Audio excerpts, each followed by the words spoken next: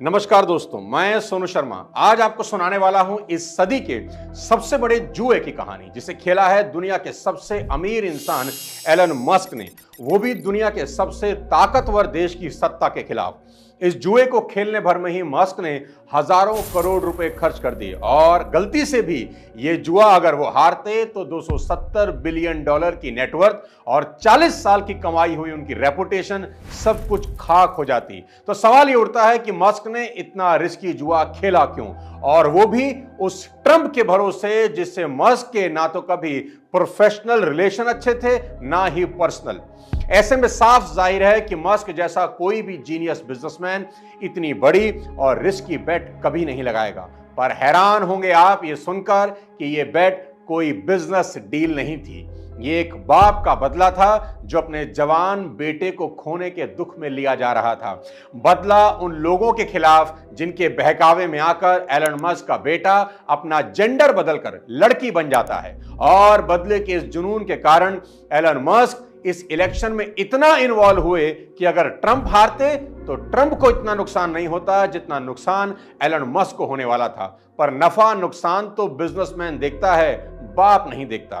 तो साथियों, यह सनसनीखेज कहानी है ऐसे ही एक बाप के बदले की। क्यों इसे सदी का सबसे बड़ा जुआ कहा जा रहा है? क्यों इस इलेक्शन में मस्क ने खुलेआम सपोर्ट किया डोनाल्ड ट्रंप को? किससे बदला लेने निकले थे एलन मस्क? कैसे मस्क ने पलट दिया अमेरिका का राष्ट्रपति चुनाव? इन सभी सवालों का जवाब मिलेगा इमोशन, थ्रिल और इंफॉर्मेशन से भरी आज की इस रिवेंज स्टोरी में। पर आगे बढ़ने से पहले अगर आप चैनल पर नए हैं तो सब्सक्राइब करके बेल आइकन जरूर दबा दें ताकि मेरी कोई अगली वीडियो आपसे मिस ना हो। सबसे पहले यह समझते हैं कि अमेरिका के इस चुनाव में मस्क की इन्वेस्टमेंट और इन्वॉल्वमेंट को सदी का सबसे बड़ा जुआ क्यों कहा जा रहा है। इसका पहला कारण यह है कि मस्क को ट्रंप के सपोर्ट के बदले फायदा तो थोड़ा होता, पर अगर नुकसान होता तो मस्क के पास कुछ नहीं बचता। इसी कारण से कोई भी जुआरी कभी भी ऐसा जुआ नहीं खेलता जिसमें पाने को थोड़ा हो और खोने को सब कुछ। दूसरा कारण यह था कि जितना बड़ा बिजनेस होता है उससे उतने ही पॉलिटिकल बैकअप की जरूरत भी पड़ती है। यूं समझिए कि बिजनेस और पॉलिटिक्स नदी के उन दो किनारों की तरह हैं जो एक दूसरे से जुड़े होने के बावजूद हमेशा अलग थलग ही रहते हैं। एक समझदार बिजनेसमैन ना तो पॉलिटिक्स से अपने रिश्ते बिगड़ने देता है और ना ही खुलेआम कोई रिश्ता रखता है, और जो बिजनेसमैन पॉलिटिक्स से अपने रिश्ते बिगाड़ने की गलती करते हैं उनकी हालत अलीबाबा के फाउंडर जैक मा जैसी होती है, जो एक समय दुनिया के अमीरों की लिस्ट में टॉप 20 में शामिल थे और फिर सरकार के खिलाफ एक स्टेटमेंट देने की वजह से रातों रात गायब हो जाते हैं। इसलिए बिजनेस कभी पॉलिटिक्स में किसी की साइड नहीं लेता, बिजनेस हमेशा न्यूट्रल रहता है। और ऐसे में 13 जुलाई को मस्क ने जब एक ट्वीट किया कि from now on I will support fully Donald Trump, तो पूरी दुनिया हैरान रह गई, क्योंकि उस वक्त ट्रंप पर दाव लगाना किसी जुए से कम नहीं था। लोग कह रहे थे कि तरक्की के ट्रैक पर दौड़ते हुए मस्क के पांव ट्रंप नाम की लैंडमाइन पर पड़ गए हैं, क्योंकि लोगों के ऐसा सोचने के 6 बड़े कारण थे। सबसे पहला यह कि पिछला चुनाव हारने पर ट्रंप ने रिजल्ट एक्सेप्ट करने से इनकार कर दिया, जिसके बाद कैपिटल बिल्डिंग में दंगे हुए जिनका जिम्मेदार ट्रंप को माना जा रहा था। ट्रंप की इमेज कई लोगों की नजर में लोकतंत्र के दुश्मन की हो गई थी। दूसरा यह कि ट्रंप की इमेज उतनी साफ नहीं थी जैसा एक प्रेसिडेंट कैंडिडेट की होनी चाहिए। तीसरा, चुनाव से पहले ही ट्रंप 34 मुकदमों में 4 में दोषी साबित हो चुके थे, जिनमें एक केस में तो यह तक साबित हो गया था कि ट्रंप ने एक सेक्स वर्कर को मुंह बंद रखने के लिए पैसे तक दिए थे। चौथा यह कि ट्रंप एक तो सोशल मीडिया पर अलग थलग पड़े थे, ट्विटर उन्हें एक समय बैन कर चुका था। दूसरा, मेन स्ट्रीम मीडिया का एक बड़ा हिस्सा उन्हें अमेरिका फर्स्ट कन्विक्टेड प्रेसिडेंट कहकर उनकी दावेदारी पर ही सवाल उठा रहा था। पांचवा यह कि बिल गेट जैसे बिलियनियर से लेकर लियोनार्डो डिकैप्रिको जैसे हॉलीवुड सेलिब्रिटी और ओबामा जैसे बड़े लोग सभी ट्रंप के खिलाफ थे और बाइडेन और कमला हैरिस को सपोर्ट कर रहे थे। और छठा और आखिरी सबसे बड़ा कारण, अमेरिका की एक कोर्ट चुनाव के बाद डोनाल्ड ट्रंप को सजा सुनाने वाली थी और ट्रंप का जेल जाना तय माना जा रहा था। पूरा माहौल डोनाल्ड ट्रंप के खिलाफ था। ऐसे में ट्रंप को खुला सपोर्ट करना मौजूदा सरकार से खुली दुश्मनी लेने जैसा ही था, जो जीत कर दोबारा आने वाली थी। ऊपर से मस्क कभी भी ट्रंप के सपोर्टर थे ही नहीं और ना कभी ट्रंप ने एलन मस्क को पसंद किया। और तो और 2020 से पहले एलन मस्क खुले तौर पर ट्रंप के अपोजिट कैंडिडेट को सपोर्ट करते आए। ऑन कैमरा वो ये भी कह चुके थे कि 2020 के चुनाव में उन्होंने बाइडेन को वोट किया। I would not vote for Biden. You'd vote for Trump. I'm not saying I'd vote for Trump. Musk के बिजनेस के लिए जितना फायदेमंद बाइडेन थे, उतना ट्रंप कभी नहीं। बाइडेन जब राष्ट्रपति बने तो एलन मस्क की नेटवर्थ 184 बिलियन डॉलर थी, जो अगले 4 सालों में बढ़कर 270 बिलियन तक पहुंच गई। बाइडेन की सरकार के दौरान ही मस्क 2021 में वर्ल्ड रिचेस्ट पर्सन बने थे, क्योंकि बाइडेन की सरकार क्लाइमेट चेंज के लिए ज्यादा सेंसिटिव थी, जिसकी वजह से मस्क की टेस्ला को ढेरों सब्सिडीज और फेवरेबल रेगुलेशन मिलते रहते थे। वहीं दूसरी तरफ ट्रंप ना तो इलेक्ट्रिक कार को पसंद करते थे, ना टेस्ला को, ना ही एलन मस्क को। यहां तक कि जब एलन मस्क व्हाइट हाउस में ट्रंप से मिलने गए तो बाद में उस मीटिंग के बारे में ट्रंप ने ट्वीट करके कहा कि मीटिंग के दौरान टेस्ला के मालिक उनकी चापलूसी करके अपना काम निकलवाना चाहते थे। मैं अगर एलन मस्क को घुटनों पर बैठकर भीख मांगने को भी कहता तो मस्क वो भी करते। ट्रंप के मुताबिक मस्क की कंपनी फालतू की चीजें बनाती है, वो किसी के काम की नहीं होती, चाहे उनकी कार हो या उनका रॉकेट। जवाब में मस्क ने भी ट्रंप को बूढ़ा अनफिट कहते हुए पॉलिटिक्स से रिटायर होने की सलाह दे दी। ऐसे में ना तो बिजनेस के पॉइंट ऑफ व्यू से मस्क के पास ट्रंप को सपोर्ट करने की कोई वजह थी, ना ही ट्रंप के ऊपर इतना बड़ा दांव खेलने का कोई भी कारण। तो ऐसे में सवाल ये उठता है कि हर खतरा जानते हुए भी मस्क ने ट्रंप को सपोर्ट करने का रिस्क लिया, तो लिया क्यों? Is the only reason we can now send American astronauts into space. Come here. Take over, Elon. Just take over. और इसका जवाब मिलेगा एलन मस्क की निजी जिंदगी के सबसे भयानक पहलू में। एलन मस्क ने अभी कुछ साल पहले अपनी सभी प्रॉपर्टीज को यह कहकर बेचना शुरू कर दिया कि रियल एस्टेट में इन्वेस्टमेंट करना बेवकूफी है। पर कुछ दिन पहले मस्क ने अमेरिका में लगभग 1000 करोड़ का बंगला खरीदा, सिर्फ इसलिए क्योंकि वो चाहते हैं कि उनका परिवार अब उनकी आंखों के सामने रहे। अपने सबसे छोटे बेटे लिटिल एक्स को तो मस्क अपने साथ ही रखते हैं। खबरें ये भी हैं कि मस्क अपने बेटे को लेकर इतने पॉजिटिव हैं कि वे उसे उसकी मां से भी मिलने नहीं देते। आज से कुछ साल पहले तक मस्क अपनी फैमिली के लिए इतने सेंसिटिव नहीं थे। फिर 2022 के अप्रैल महीने में एलन मस्क के साथ कुछ ऐसा हुआ जिसने मस्क को एहसास दिलाया कि दुनिया का सबसे अमीर इंसान होकर भी वो कितना कमजोर हो सकते हैं। आखिर ऐसा क्या हुआ मस्क के साथ और डोनाल्ड ट्रंप की सपोर्ट के पीछे का असली कारण क्या है, वो आपको बताता हूं। एलन मस्क के सबसे बड़े बेटे का नाम है जेवियर। जेवियर अभी जिंदा है, पर मस्क हर इंटरव्यू में उसे मरा हुआ बताते हैं और उसकी वजह बेहद हैरान करने वाली है। साल 2022 के अप्रैल महीने में ही उनके बेटे जेवियर ने अपने 18th बर्थडे पर लड़कियों के हुलिये में कैलिफोर्निया की कोर्ट में जाकर यह कह दिया कि वो अपने पिता एलन मस्क से हर तरह का नाता और ताल्लुक आज से और अभी से खत्म कर रहे हैं, क्योंकि वो खुद को अंदर से एक औरत मानते हैं और उनके पिता एलन मस्क इसके सख्त खिलाफ हैं। जेवियर ने उस दिन कानूनन अपना जेंडर मेल से फीमेल और नाम जेवियर से विवियन में चेंज कर लिया। अमेरिका में किसी लड़के का जेंडर बदलकर लड़की बन जाना कोई नई घटना नहीं थी और दुनिया में बहुत से लोग जेंडर चेंज करते ही हैं। अभी हाल में भारत में ही संजय बांगड़ के बेटे ने भी अपना जेंडर और नाम चेंज किया, पर एलन मस्क का मानना था कि उनके बेटे के जेंडर में कोई दिक्कत ही नहीं थी, वो बस एंजाइटी और कंफ्यूजन का शिकार था, जिसका फायदा उठाकर कुछ लोगों ने उसका ब्रेन वॉश करके जेंडर चेंज कर दिया। और मस्क की बातों में थोड़ा ही सही पर वजन जरूर था, क्योंकि ऐसी शिकायतें करने वाले मस्क अमेरिका के पहले पेरेंट नहीं थे। अमेरिका में ऐसे पेरेंट्स की लंबी लाइन थी जिनका मानना था कि उनके बेटे या बेटी ने अपना जेंडर चेंज सिर्फ और सिर्फ मैनिपुलेशन और प्रेशर की वजह से किया है। और सिर्फ मां बाप ही नहीं, कई ऐसे बच्चे भी थे जिन्होंने अपना जेंडर चेंज किया था।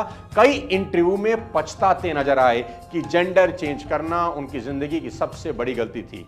इन बच्चों में सबसे बड़ा नाम क्लो क्ले का था, जो एक लड़की थी, पर इन्फ्लुएंस और कंफ्यूजन में जेंडर चेंज कर लड़का बन बैठी। और बाद में जब उन्हें अपनी गलती और दूसरों की साजिश का एहसास हुआ तो वो इसी लड़ाई में दूसरे बच्चों का चेहरा बन गई। My adolescence, most of my formative years were lost at the hands of the abuse of my doctors.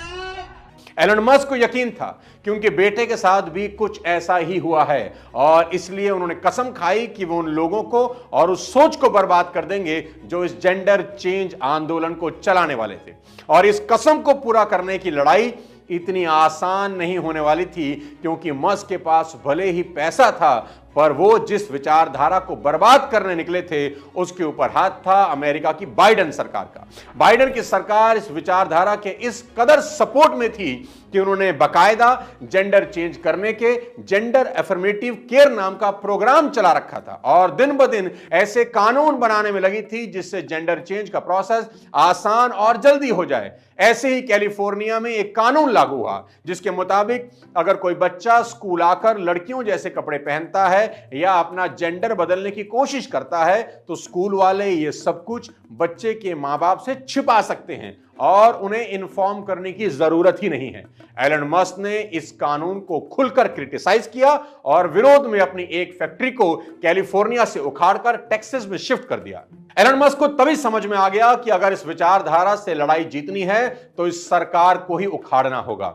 Musk ने एक इंटरव्यू में कहा भी कि वो कितने भी अमीर क्यों ना हो जाएं, पुतिन के आगे कुछ भी नहीं, क्योंकि पुतिन के पास पैसों के साथ साथ पावर भी है। मस्क को इस लड़ाई को जीतने के लिए पावर की जरूरत थी, क्योंकि मौजूदा सरकार ने मस्क को निशाने पर ले रखा था। मस्क की कंपनियों पर रेगुलेशन से रिलेटेड केस भी दर्ज हो रहे थे। न्यूरालिंक और स्पेसएक्स के कई प्रोजेक्ट की परमिशन के लिए मस्क को लटकाया जा रहा था। और हद तो तब हो गई जब 2021 में बाइडेन ने इलेक्ट्रिक कार बनाने वाली कंपनियों की एक समिट बुलाई, पर उसमें एलन मस्क की टेस्ला को इनवाइट ही नहीं किया गया, जो मार्केट का 74% शेयर ओन करती थी। अब तक अमेरिकी सरकार और मस्क के बीच जो ढकी छुपी दुश्मनी थी खुलकर सामने आ गई। ऐसे में मस्क ने दुश्मन का दुश्मन दोस्त होता है कहावत को फॉलो करते हुए दोस्ती का हाथ बढ़ाया उस डोनाल्ड ट्रंप की तरफ, जो भले ही मस्क की इलेक्ट्रिक कार के खिलाफ थे, पर वो बच्चों का जेंडर चेंज करने वाली उस विचारधारा में एलन मस्क जैसा ही सोच रहे थे। और इस दोस्ती की शुरुआत हुई जब मस्क ने ट्विटर खरीदा और डोनाल्ड ट्रंप को अनब्लॉक किया। पर यह दोस्ती गाढ़ी उस दिन हुई जिस दिन ट्रंप पर एक रैली के दौरान हमला हुआ और गोली उनके कान को छूकर गुजर गई। और ट्रंप पर हमले के तुरंत बाद उन्होंने एक ट्वीट से इलेक्शन में वाइल्ड कार्ड एंट्री ले ली। कभी ट्रंप के आलोचक रहे मास्क अब उसी ट्रंप के स्लोगन की टोपी पहने घूमने लगे। जिस मास्क की कंपनी को ट्रंप ने कभी फालतू कहा था, उसी मास्क को ट्रंप जीनियस बताने लगे। एलन मस्क के कदम रखते ही चुनाव का माहौल ऐसा बदला कि 10 दिनों के अंदर ट्रंप के सामने खड़े बाइडेन पीछे हटे और कमला हैरिस को आगे कर दिया। चुनाव के इस मोड़ पर कोई भी एक्सपर्ट ट्रंप के जीतने की बात नहीं कर रहा था, क्योंकि कागज पर कमला हैरिस ट्रंप से ज्यादा मजबूत कैंडिडेट नजर आ रही थी। यह सब जानते हुए भी मस्क ने आंख मूंद करके ट्रंप के सपोर्ट में अपना सब कुछ दांव पर लगा दिया। मस्क की इंटरनेट सेलिब्रिटी और जीनियस इनोवेटर की इमेज का फायदा ट्रंप को होना शुरू हो चुका था। और मस्क ने जब ट्रंप के सामने एक्स पर एक लाइव सेशन किया तो सुनने वालों की ऐसी भीड़ जुटी कि एक्स का सर्वर क्रैश हो गया। पर मस्क यहां नहीं रुके और एक्स के एल्गोरिथम को इस तरह डिजाइन करवाया कि ट्रंप के फेवर वाला कंटेंट ऊपर नजर आने लगा और ट्रंप के अगेंस्ट कंटेंट नीचे दब गया। मस्क ने न सिर्फ पैसा पानी की तरह बहाया, बल्कि इस चुनाव में जो 7 निर्णायक स्विंग स्टेट थे, वहां मस्क चुनाव तक रोज एक लकी वोटर को 8.5 करोड़ का इनाम देने लगे। हद तो तब हो गई जब इनाम बांटते हुए मस्क ने स्टेज पर कमला हैरिस को कठपुतली बुलाते हुए यह तक कह दिया कि कमला इतनी यूजलेस हैं कि उन पर कोई गोली भी नहीं चलाएगा। Bothering to try to kill Kamala because it's pointless.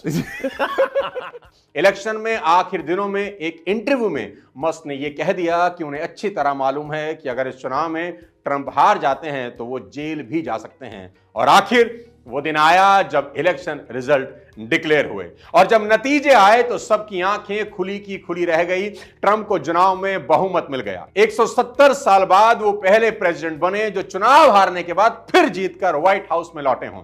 Trump की जीत के बाद यह तय माना जा रहा है कि ट्रंप सरकार बच्चों के जेंडर चेंज के प्रोसेस को और ट्रांसपेरेंट और मुश्किल बनाने वाली है। एलन मस्क ने आखिरकार अपना बदला, अपनी कसम पूरी कर ली, सदी का सबसे बड़ा जुआ जीतकर। पर बदले के अलावा मस्क को बोनस में बहुत कुछ मिला। जैसे रिजल्ट के बाद उनकी नेटवर्थ $300 बिलियन पार कर गई। दुनिया की सुपर पावर अमेरिका का राष्ट्रपति अपनी फैमिली फोटो में उन्हें अपने साथ खड़ा करता है। और सबसे बड़ी बात यह कि अमेरिका के राष्ट्रपति के करीबी होने का मतलब है कि दुनिया की हर देश के सरकार का करीबी होना। यानी एलन मस्क अब अपने बिजनेस को दुनिया के किसी भी देश में पहले से ज्यादा आसानी से फैला सकते हैं। इसका नजारा जीत के कुछ दिन बाद ही दिख गया जब ट्रंप ने यूक्रेन के राष्ट्रपति से अपनी बातचीत में एलन मस्क को शामिल कर लिया। और तो और डोनाल्ड ट्रंप ने मस्क को एक ऐसे डिपार्टमेंट का हेड बनाया है जो एलन मस्क को इतना पावरफुल बनाता है कि वो फिजूल खर्ची के नाम पर यूएस गवर्नमेंट के किसी भी एम्प्लॉय को निकाल सकते हैं, यहां तक कि पूरे के पूरे डिपार्टमेंट पर ताला तक लगा सकते हैं। आने वाले 4 सालों में एलन मस्क न जाने कितने सरकारी टेंडर पाएंगे, न जाने कितने नियमों में ढील मिलेगी, मस्क और कितने अमीर बनेंगे, इसकी कोई लिमिट नहीं। पर अगर नतीजे मस्क के खिलाफ गए होते तो आज एलन मस्क अपने 40 साल की मेहनत से बनाए साम्राज्य के मलबे पर खड़े होते। सब कुछ खोने के रिस्क के बदले मस्क ने अभी जितना कुछ हासिल किया है वो बहुत ज्यादा नहीं है, क्योंकि जिस रफ्तार से मस्क तरक्की कर रहे थे ये तो सब वैसे ही अगले 5-10 साल में होने ही वाला था। पर मस्क ने फिर भी ये जुआ खेला, क्योंकि ये कहानी दुनिया के सबसे स्मार्ट बिजनेसमैन की नहीं, स्मार्टेस्ट बिजनेस डील की नहीं, बल्कि ये कहानी दुनिया के सबसे अमीर बाप और उसके बदले की थी, जो अपनी औलाद का बदला लेने के लिए दुनिया की सबसे ताकतवर सत्ता से टकरा गया। तो दोस्तों, एलन मस्क की ये कहानी अगर आपको पसंद आई हो तो वीडियो को लाइक कर दीजिए, चैनल को सब्सक्राइब कर दीजिए और इस वीडियो को ज्यादा से ज्यादा लोगों में शेयर भी कर दीजिए। अगली किसी और शानदार वीडियो के साथ फिर आपसे मुलाकात करूंगा। तब तक अपने स्वास्थ्य का ध्यान रखिए। Thank you so much. जय हिंद।